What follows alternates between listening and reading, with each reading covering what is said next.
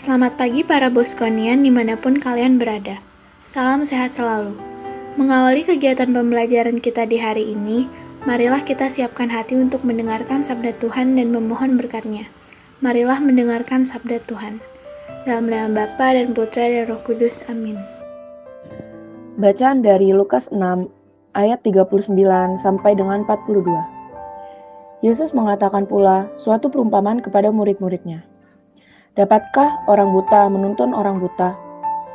Bukankah keduanya akan jatuh ke dalam lubang? Seorang murid tidak lebih daripada gurunya, tetapi barang siapa yang telah tamat pelajarannya akan sama dengan gurunya.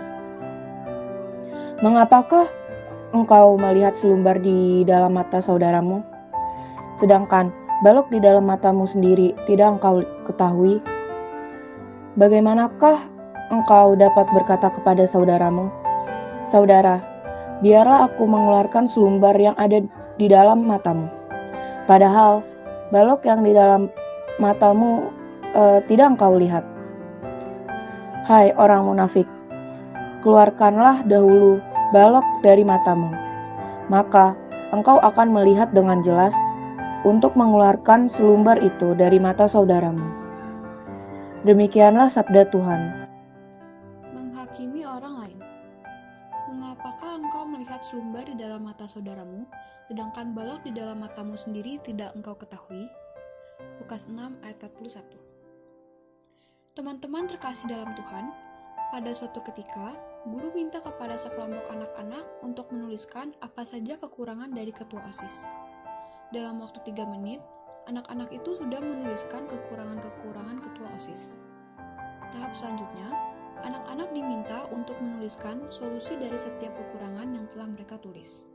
Dan ternyata membutuhkan waktu yang cukup lama, bahkan ada yang tidak dapat memberikan solusi. Bacaan Injil hari ini, Yesus membicarakan mengenai siapa yang berhak menghakimi seseorang benar atau tidak. Jelas yang berhak menghakimi adalah Tuhan, sumber kebenaran.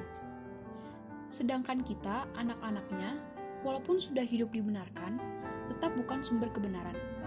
Kita juga belum sempurna dalam menaati dan melakukan kebenaran. Oleh sebab itu, kita tidak berhak menilai dan menghakimi orang lain akan sikap mereka terhadap kebenaran. Ada 2 bahaya mengancam orang yang suka menghakimi orang lain. Pertama, mereka menjadikan diri mereka Allah atas orang lain. Kedua, mereka buta terhadap kelemahan diri karena terlalu berfokus kepada kesalahan orang lain.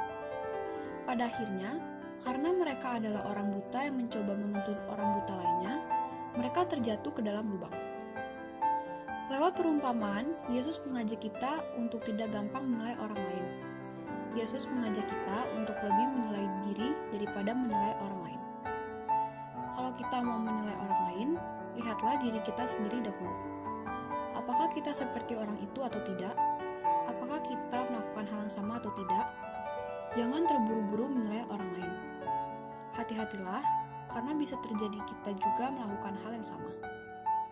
Dengan bercermin pada diri sendiri, kita akan lebih bijaksana, bisa mengendalikan diri, dan tidak gampang mengumpat kesalahan orang lain. Di tahun refleksi ini, mari kita memohon kepada Tuhan, semoga kita semakin mengasihi Tuhan, mengasihi sesama, semakin terlibat dalam karya-karya kasih, dan menjadikan diri berkat bagi orang lain. Karena itu, sediakan waktu setiap hari untuk berdoa dan membaca sabda Tuhan. Refleksi, sudahkah saya melihat kekurangan dan kelemahan diriku hari ini? Marilah kita berdoa. Dalam nama Bapa dan Putra dan Roh Kudus. Amin. Ya Tuhan Yesus, kami bersyukur telah diingatkan untuk tidak gampang menghakimi sesama kami. Mampukanlah kami agar selalu bercermin diri setiap kali kami diminta untuk menilai sesama kami. Amin. Bapa kami yang ada di surga, dimuliakanlah nama-Mu. Datanglah kerajaan-Mu, jadilah kehendak-Mu di atas bumi seperti di dalam surga. Berilah kami rezeki pada hari ini, dan ampunilah kesalahan kami, seperti kami pun mengampuni yang bersalah kepada kami.